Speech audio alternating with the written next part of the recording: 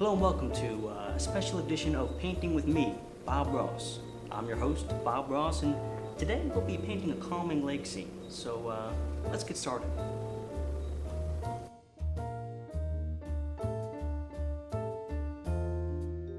Now, the first step you're going to want to do is you're going to take some of your phthalo blue and take a nice brush right there and start to really caress the canvas as if you're caressing your lover's inner thigh. Next, we're going to want to start on the trunks of the trees. So take your brown here and you want it very, very thin, just about the size of a heroin needle. And just start painting down there.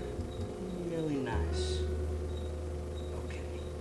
Now, in the interest of time, we're going to skip ahead a little bit, do a bit of a time lapse to show you folks at home what it's supposed to look like when you're all done.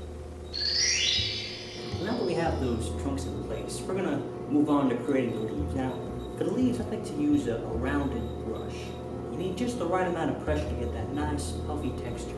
Now, if you're having trouble finding just the right amount of pressure, try to imagine the leaves are your backstabbing ex.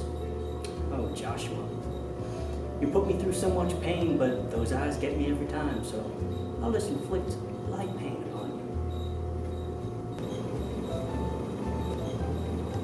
you. Now, when we come back, these trees will be full of leaves.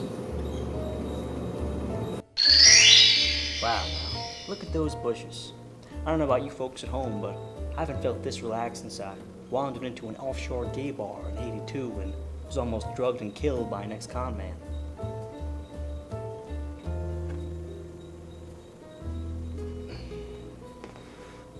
Well, now let's move on to the lake here, shall we?